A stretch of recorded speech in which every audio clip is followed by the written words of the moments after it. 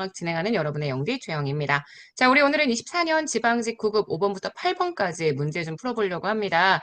지금 아시겠지만 요 지방직 문제가 어려웠잖아요. 근데 그 당시 시험을 보셨던 분들은 무슨 얘기들을 되게 많이 하셨냐면 첫 장은 할 만했는데 뒤로 갈수록 진짜 힘들었다. 앞에 있는 9번까지는 문제가 그래도 수월했던 편이었는데 뒷부분이 좀 어렵다는 얘기들 많이 하셨었거든요. 그래서 어제도 조금 수월했고 오늘도 마찬가지로 좀 수월합니다. 하지만 그럼에도 불구하고 틀린 분들 분명히 있었어요. 하나씩 주제 잘 정리하면서 작년 지방직에 어떤 문제들 물어봤는지 꼭 파악해 보도록 합시다. 자, 5번 들어가도록 합니다. 자, 프로그램 예산 제도에 대한 내용입니다. 아시겠지만 예산을 프로그램 중심으로 짜죠.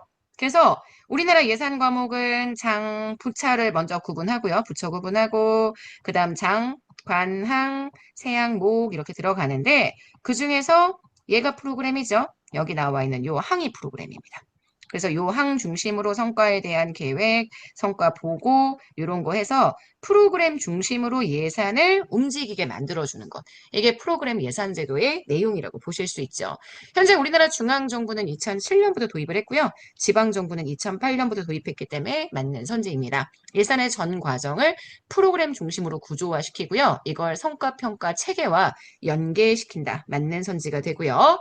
세부적인 업무, 단가, 이런 것들을 통해서 예산 금액을 산정하는 상향식의 방식과는 연결되지 않습니다. 오히려 세부적인 업무나 단가를 파악해서 예산 금액을 산정한다. 이 세부적인 업무를 만약에 퍼포먼스 중심으로 파악한다라고 얘기한다면 이거는 성과주의 예산 제도가 되고요. 이 세부적인 업무를 만약에 품목으로 파악한다면 우리가 얘기하는 아이템별로 바로 립스, 우리가 얘기하는 품목별 예산제도가 되죠.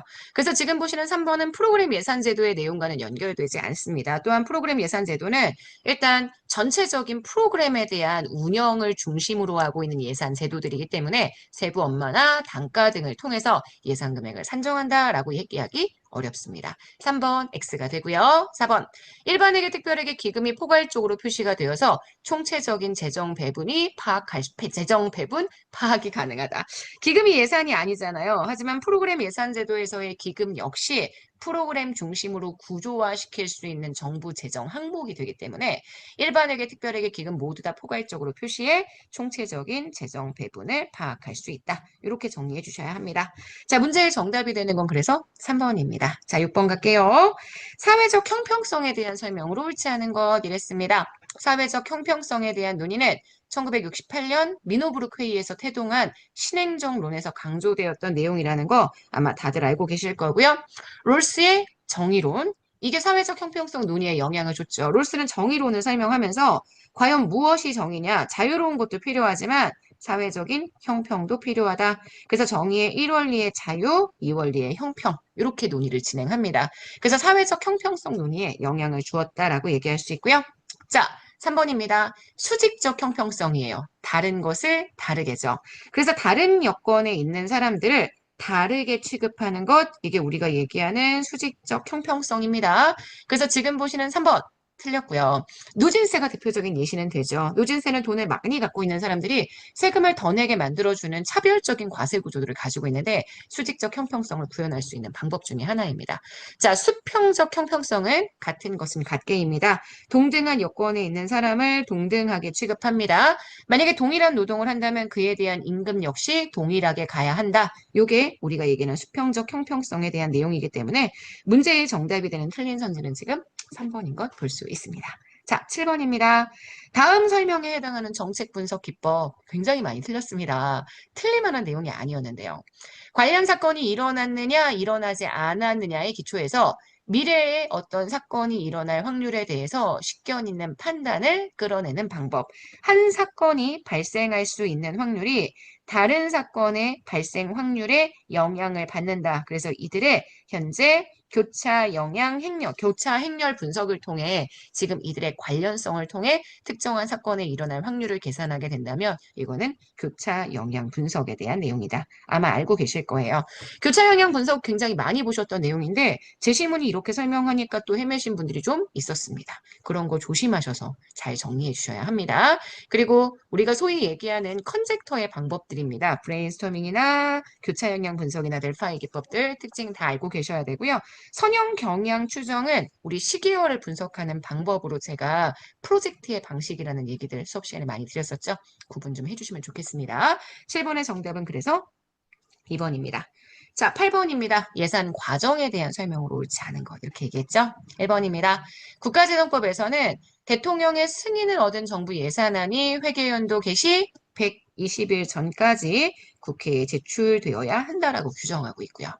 기획재정부 장관은 국무회의의 심의를 거쳐 대통령의 승인을 얻은 다음 연도의 예산안 편성 지침을 3월 31일까지 중앙관서의 장에게 통보합니다. 제가 예산 편성 과정에서는 1월 달에 중기사업계획서, 3월 달에 예산안 편성 지침, 그 다음 5월 달에 예산 요구서 이렇게 세 가지가 제일 중요하다고 말씀을 드렸습니다. 기억하시죠? 자, 2번 맞습니다. 3번. 국회 예결특위는 소관 상임위원회에서 삭감한 세출 예산의 각한 금액을 증가하거나 새 뒷목 설치하고 싶다. 상임위의 의견을 존중해야 되기 때문에 상임위가 삭감한 걸 다시 증액한다. 이러면 그때는 상임위원회의 동의가 필요하다. 이렇게 말씀을 드렸죠. 자, 4번입니다. 정부는 국회에 예산안을 제출한 후 부득이한 사유로 인해서 그 내용의 일부를 수정하고자 할 때 국무회의의 심의를 거쳐서 대통령의 승인을 얻은 수정 예산안을 국회에 제출할 수 있습니다. 요거 맞는 내용이죠. 수정 예산안은 아시겠지만 국회의 의결이 이루어지기 전에 제출해주면 되기 때문에 지금 보시는 것처럼 제출한 후에 현재 국무회의 심의를 거쳐 대통령 승인을 얻어서 다시 수정된 예산안 제출할 수 있다. 이렇게 정리해 주시면 될 것 같습니다. 자, 8번 문제의 정답이 되는 건 그래서 1번입니다. 자, 그렇게 어려운 내용 아닐 거예요. 예산 과정은 워낙 선지를 많이 읽어보기도 했고요. 법령도 꽤 꼼꼼하게 정리했던 파트들이기 때문에 아마 잘 정리할 수 있지 않을까라는 생각이 듭니다. 절대 까먹으시면 안 돼요.